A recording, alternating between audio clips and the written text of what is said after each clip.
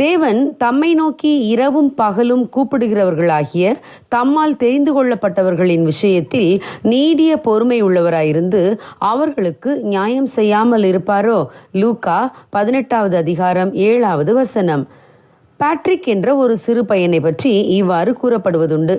அவன் தன் தாய் தகப்பனிடம் ஓயாமல் தனக்கு ஒரு வாட்ச் வாங்கி தர வேண்டும் என்று அடிக்கடி கேட்டுக்கொண்டே இருந்தான். தொந்தரவு அதிகரிக்கவே அவனுடைய பெற்றோர் அவனிடம், நீ இனிமேல் வாட்சை பற்றி பேசக்கூடாது, வாட்ச் என்ற வார்த்தை கூட உன் வாயில் வரக்கூடாது, நாங்கள் வாங்கி தர நினைக்கும் போது வாங்கி தருவோம், அதுவரை நீ வாட்ச் என்ற பேச்சே எடுக்கக்கூடாது என்றனர். அன்று இரவு சாப்பாட்டுக்கு முன்பு அவனுடைய பெற்றோர் அவனை ஜெபிக்கும்படி சொன்னார்கள். ஆனால் அவனோ தான் ஜெபிக்கும் முன்பு ஒரு வசனத்தை சொல்லிவிட்டு ஜெபிப்பதாக கூறினான். அவன் பெற்றோரும், வசனம் தானே சொல்ல போகிறாய், தாராளமாக சொல்லிவிட்டு ஜெபி என்றனர். அவன் மார்க் 13வது அதிகாரம் 37வது வசனத்தை ஆங்கிலத்திலே சொல்ல ஆரம்பித்தான்.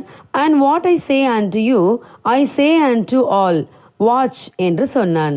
ஆம் பிரியமானவர்களே, சிறுவர்களிடம் நாம் எங்களை தொந்தரவு செய்யக்கூடாது, எங்களிடம் எதுவும் கேட்கக்கூடாது என்று கண்டிப்பாக சொன்னாலும் நாம் அவர்கள் கேட்டதை வாங்கி கொடுக்கும் வரை அவர்கள் கேட்பதை நிறுத்தவே மாட்டார்கள். இப்படிப்பட்ட சோர்ந்து போகாத ஒரு ஜெபத்தை தான் நாமும் நம் தேவனிடம் ஏறெடுக்க வேண்டும் என்று தேவன் நம்மிடம் எதிர்பார்க்கிறார். சில சமயங்களில் நம் ஜெபத்திற்கு பதில் கிடைக்காததால் சோர்ந்து போய் நாம் ஜெபிப்பதை நிறுத்தி விடுகிறோம். நாம் சோர்ந்து போகாமல் பதில் கிடைக்கும் வரை ஜெபிக்க வேண்டும் என்பதை பற்றி இயேசு கிறிஸ்து ஒரு உவமையை கூறினார். ஒரு பட்டணத்திலே தேவனுக்கு பயப்படாத, மனுஷரை மதியாத ஒரு நியாயாதிபதி இருந்தான். அந்த பட்டணத்தில் இருந்த ஒரு விதவை அவனிடம் போய் தனக்கும் தன் எதிராளிக்கும் இருக்கும் காரியத்தில் தனக்கு நியாயம் செய்ய வேண்டும் என்று விண்ணப்பம் பண்ணினாள். வெகுநாள் வரை அவனுக்கு மனதில்லாதிருந்தது.